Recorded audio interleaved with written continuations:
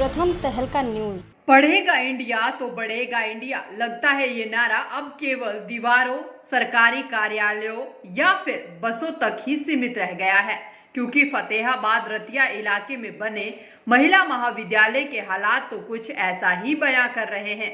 सरकार के नारों की जगह अगर हम यथार्थ में हालातों की बात करें तो यहाँ बस यही कहेंगे कि ऐसे पढ़ेगा इंडिया तो कैसे बढ़ेगा इंडिया। हम बात कर रहे हैं रतिया के गांव जाखन दादी में बने महाविद्यालय की, जहां बेटियों को पढ़ाने का नारा बुलंद करने वाली प्रदेश सरकार बेटियों को सुविधा देना भूल गई है। पढ़ाने के लिए कॉलेज तो बना दिए गए हैं, लेकिन कॉलेज में पढ़ाने के लिए गुरुजी का प्रबंध करना सरकार भूल गई है। बेटियों को कॉलेज लाने और ले जाने के लिए परिवहन सुविधा देना भी भूल गए हैं। अब ऐसे में अंदाजा लगाना कोई मुश्किल बात नहीं है कि इन विपरीत परिस्थितियों में बेटियां कैसे पढ़ रही होगी। इस कॉलेज में 1000 से अधिक छात्राओं की संख्या है और पढ़ाने के लिए मात्र 7 प्रोफेसर हैं। खेलने के लिए कई एकड़ में खेल का मैदान तो है, लेकिन इसके लिए प्रशिक्षक अध्यापक नहीं है। और तो और बहुत से विषयों के तो अध्यापकों की नियुक्ति ही नहीं हुई। यहाँ तक कि कॉलेज में क्लेरिकल स्टाफ, सेवादार, सफाई कर्मचारी भी आउटसोर्स से लिए गए हैं। वैसे तो बताया गया कि पहले बता के गए हैं मेरी दीदी, और मैं आपको फिर बताना चाहती हूँ कि हमें बसेस की बहुत ज़्यादा प्रॉब्लम होती है। सबसे बड़ी प्रॉब्लम हमारे लिए यही है। और उससे भी बड़ी प्रॉब्लम है कि हमारे यहाँ पर टीचर की बहुत कमी है, फिज़िकल टीचर, जिसके कारण हम स्पोर्ट्स में भी नहीं पार्टिसिपेट कर सकते and other activities. So sir, हमारे यहाँ पर हज़ार स्टूडेंट है और हमें टीचर्स जल्द से जल्द उपलब्ध करवाया जाए। हमारी सरकार से यही डिमांड है सर। प्लेग्राउंड बढ़िया है तो फिर उसमें फिजिकल टीचर की कमी है, हमारी फिजिकल टीचर नहीं है। दूसरा, हमारे जियोग्राफी टीचर भी नहीं है। तीसरी, हमें बस की प्रॉब्लम बहुत होती है सर। हम 5-5 किलोमीटर दूर से आते हैं, हमारे लिए बस उपलब्ध नहीं है। मतलब नाम मात्र ही है सर बस। हम ऑटो रिक्शा से जाते हैं, पैदल भी जाते हैं सर। और कितने होने चाहिए, क्या मानते हैं आप? सर हमें 25 चाहिए, यहाँ पर 7 ही है सर। हमें कमी आ रही है बहुत, एग्ज़ाम में भी हमें दिक्कत आ रही है सर, पढ़ाई में भी दिक्कत आ रही है, क्योंकि 7 ही है यहाँ। 25 की ज़रूरत है सर। जैसे जियोग्राफी टीचर नहीं है हमारा, फिजिकल टीचर नहीं है, तो जिसके कारण हम प्ले भी नहीं कर रहे हैं सर। फिजिकल टीचर नहीं है तो हमारी पढ़ाई भी नहीं हो रही है सर। तो क्या मांग करते हैं आप सरकार प्रशासन? सर, सरकार से हम यही मांग करते हैं कि हमें अधिक से अधिक टीचर उपलब्ध कराएं, ताकि हमारी स्टडी भी हो सके, हमारी फिजिकल भी हो सके सर साथ में। कमियां, और हमें अध्यापक चाहिए। हमारे जब हम पढ़ाई करते हैं तो हमें टीचर नहीं मिलते यहाँ पे पढ़ाई नहीं करने के लिए। तो क्या दिक्कत होती है आपको, क्या परेशानी झेलनी पड़ती है? हम एग्ज़ाम में बहुत ज़्यादा दिक्कत होती है। हम अपना एग्ज़ाम नहीं कर पाएंगे तो हमारे देश का जो भविष्य है वो नहीं सुधर पाएगा। तो क्या मांग करते हैं आप सरकार प्रशासन से? हमें प्रशासन से हमारी यही मांग है कि हमारे को टीचर अवेलेबल करवाए जाएँ और बस सेवा भी करवाई जाए, जिससे हमें पैदल जाने की तकलीफ ना हो। वहीं कॉलेज अपने अस्तित्व की लड़ाई लड़ रहा है। यहाँ तक कि कॉलेज में छात्राओं के आने जाने के लिए पर्याप्त परिवहन सुविधा भी उपलब्ध नहीं है।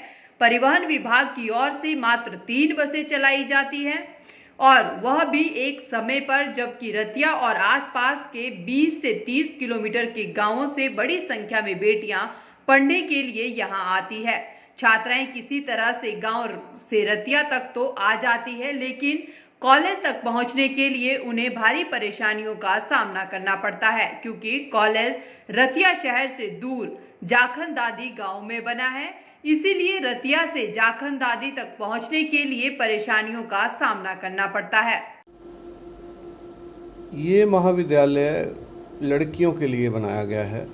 2012 में इसको शुरू किया गया था और 2017 में इसकी बिल्डिंग हमें हैंड ओवर की गई, और यहाँ 1000 छात्राएं आसपास के गांवों से व शहर से आती हैं। यहाँ हमारे यहाँ 320 सीट हैं BA1 की और 80 सीट हैं हमारे पास BCom 1 की, जिसमें एडमिशन की प्रक्रिया अभी चल रही है। 40 सीट के करीब खाली हैं, जो कि उम्मीद है भर जाएंगी।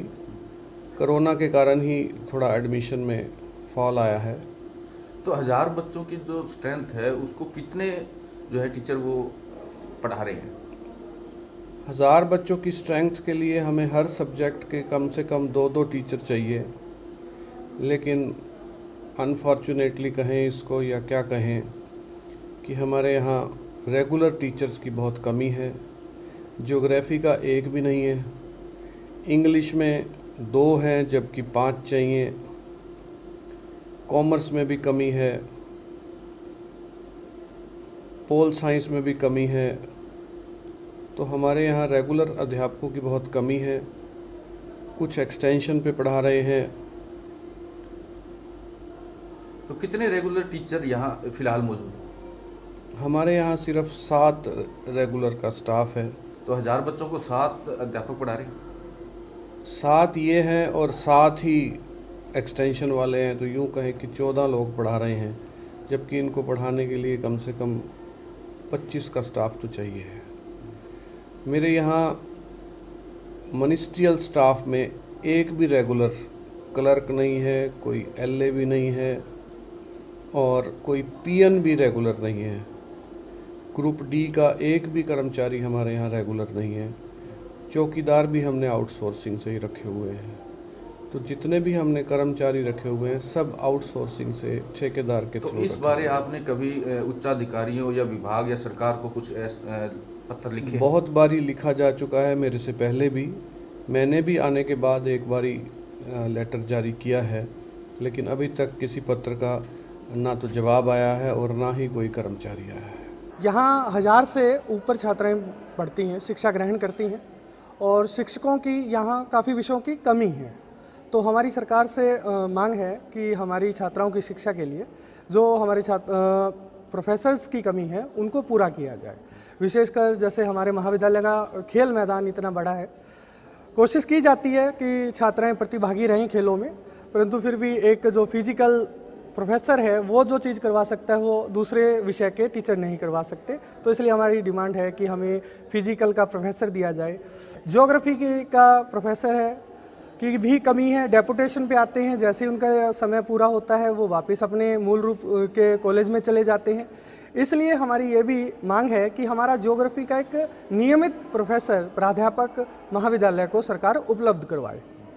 तो जो बच्चे हैं पैदल आते हैं कॉलेज में, वो बस सेवा नहीं? सर, हरियाणा सरकार के आदेशानुसार तो ये है कि भी छात्राओं को पैदल नहीं चलना चाहिए, उनके लिए विशेष बस लागू की गई हैं, परंतु कोरोना महामारी के कारण वो जो परियोजना थी वो कहीं ना कहीं बीच में अधूरी रह गई है।